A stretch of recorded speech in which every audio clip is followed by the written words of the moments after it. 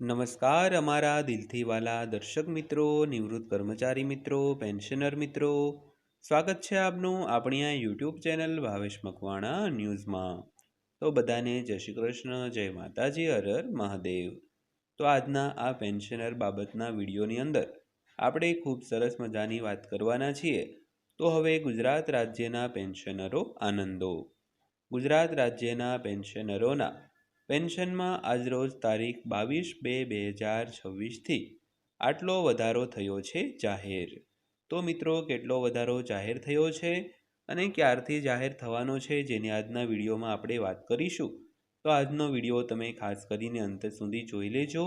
અને વિડીયો શરૂ કરતા પહેલાં એક નાનકડી એવી દિલથી વિનંતી છે કે મિત્રો તમને માહિતગાર કરવાના હેતુથી અમે રોજે રોજ તમારા માટે અલગ અલગ વિડીયો બનાવીને તમને માહિતગાર કરતા હોઈએ છીએ।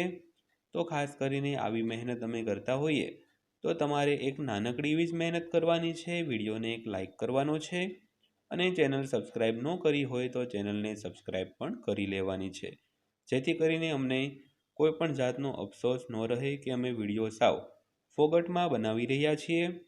તો થોડોક સપોર્ટ કરજો અને દિલથી સપોર્ટ કરજો। તો જોઈએ આજનો આ વિડીયો।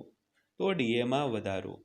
ગુજરાત સરકારના કર્મચારીઓ અને પેન્શનરો માટે મોટા સમાચાર આવી રહ્યા છે। તો સરકાર હોળી પહેલાં મોંઘવારી ભથ્થામાં વધારો જાહેર કરે તેવી અપેક્ષા છે। તો જો તેનો અમલ થાય તો કર્મચારીઓના પગાર અને પેન્શનરોના પગારમાં નોંધપાત્ર વધારો છે તે થઈ શકે છે। તો અપડેટ વિશેની બધી વિગતો જાણવા માટે આ વિડીયો ખાસ કરીને અંત સુધી જોઈ લેજો મિત્રો। તો ખાસ કરીને ગુજરાત રાજ્યના જે પેન્શનરો અને કર્મચારીઓ છે તેમને સરકાર હોળી પહેલાં મોંઘવારી ભથ્થામાં વધારાની ભેટ છે તે આપી શકે છે અને જો તેનો અમલ થાય તો કર્મચારીઓના પગાર અને પેન્શનરોના પેન્શનમાં નોંધપાત્ર વધારો થશે। તો અપડેટની સંપૂર્ણ વિગતો જાણવા માટે આજનો આ વિડીયો ખાસ કરીને અંત સુધી જોઈ લેજો। તો ગુજરાત સરકારના કર્મચારીઓ અને પેન્શનરો આ હોળીથી ખાસ ખુશ થઈ શકે છે। તો અહેવાલો સૂચવે છે કે સરકાર હોળી પહેલાં મોંઘવારી ભથ્થું વધારવાનું વિચારી રહી છે। તો જો આ વધારો થાય છે તો કર્મચારીઓના પગાર અને પેન્શનરોના પેન્શનમાં નોંધપાત્ર વધારો જોવા મળશે। તો સામાન્ય રીતે સરકાર માર્ચના વર્ષમાં પહેલા ભાગમાં ડીએની જાહેરાત કરે છે, એટલે કે માર્ચના જે પહેલું અઠવાડિયું હોય તેમાં જે જાન્યુઆરીના ડીએ વધારાની જાહેરાત છે તે કરતા હોય છે। તેથી દરેકની નજર હાલમાં સરકારના આગામી નિર્ણય પર કેન્દ્રિત થઈ છે મિત્રો। તો ત્યારબાદ ચર્ચા કરીએ તો વર્ષમાં 2 વાર ડીએ વધારવામાં આવે છે।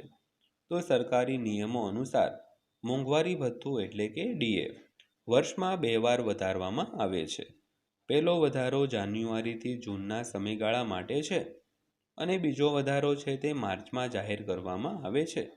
તો જુલાઈથી ડિસેમ્બરના સમયગાળા માટે બીજો વધારો છે તે જાહેર થતો હોય છે અને સામાન્ય રીતે છે તે દશેરા અથવા તો દિવાળીની આસપાસ બીજો વધારો છે તે જાહેર કરવામાં આવતો હોય છે। તો ગયા વર્ષે સરકારે ડીએમાં 3% વધારો કર્યો હતો, જેનાથી કુલ મોંઘવારી ભથ્થું 58% થઈ ગયું હતું। તો કર્મચારીઓ આ વખતે પણ તેમના મોંઘવારી ભથ્થામાં વધારો થવાની અપેક્ષા છે તે રાખી રહ્યા છે મિત્રો। તો ત્યારબાદ જોઈએ તો 8મા પગાર પંચ પર નવીનતમ અપડેટ વિશે। તો કેન્દ્ર સરકારે કર્મચારીઓની માંગણીઓના જવાબમાં 8મા પગાર પંચની રચના કરી છે, પરંતુ તેની ભલામણોને લાગુ કરવામાં ઓછામાં ઓછા 2 વર્ષ લાગી શકે છે। તો ત્યાં સુધી 7મા પગાર પંચના નિયમો અમલમાં રહેશે। તો કમિશને તેમનું કામ પણ શરૂ કરી દીધું છે અને પ્રશ્નોત્તરી દ્વારા કર્મચારીઓ પાસેથી પ્રતિસાદ એકત્રિત કરવાનું પણ શરૂ કરી દીધું છે, જેથી ભવિષ્યમાં પગાર માળખામાં સુધારો છે તે કરી શકાય। તો ખાસ કરીને 7મા પગાર પંચનો સમયગાળો પૂરો થઈ ગયો છે અને 8મું પગાર પંચ પોતાનું કામ છે તે શરૂ કરી દીધું છે અને જે એક વેબસાઇટ ઉપર પોતાના જે 18 પ્રશ્નોની પ્રશ્નાવલી પણ મૂકી છે અને જેને લીધે કર્મચારીઓ અને પેન્શનરો પાસેથી પ્રતિસાદ છે તે એકત્રિત કરવાનું કામ પણ શરૂ થઈ ગયું છે, જેથી ભવિષ્યમાં નવા પગાર માળખામાં સુધારો છે તે કરી શકાય। ત્યારબાદ જોઈએ તો ચેતવણી આપવામાં આવી છે પગાર કેલ્ક્યુલેટર છેતરપિંડી હોઈ શકે છે. તો પગાર પંચ અને ડીએની અંગેની ચર્ચાઓ વચ્ચે સાયબર છેતરપિંડીનો ભય પણ ઉભરી આવ્યો છે. તો સોશિયલ મીડિયા અને વોટ્સએપ પર ઘણી નકલી પગાર કેલ્ક્યુલેટર લિંક્સ ફરતી થઈ રહી છે.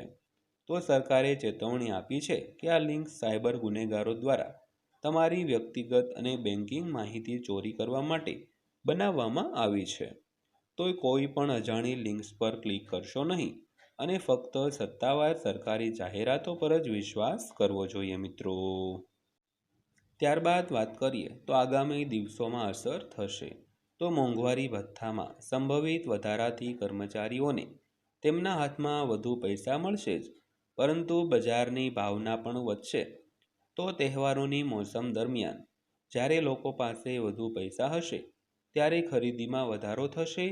તો આ સરકારી પગલું કર્મચારીઓને વધતી મોંઘવારીથી રાહત આપવાનો છે.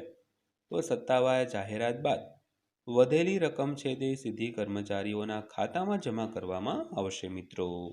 તો મિત્રો આ હતી આજની માહિતી પસંદ આવી હોય, વિડીયો સારો લાગ્યો હોય તો વિડીયોને એક લાઈક કરી દેજો અને આવી જ માહિતીઓ મેળવવા માટે આપણી આ ચેનલ પણ સબસ્ક્રાઈબ કરી લેજો. તો ફરીવાર પાછા મળીશું એક નવા વિડીયો સાથે, નવી માહિતી સાથે. ત્યાં સુધી સૌને જય હિન્દ, વંદે માતરમ.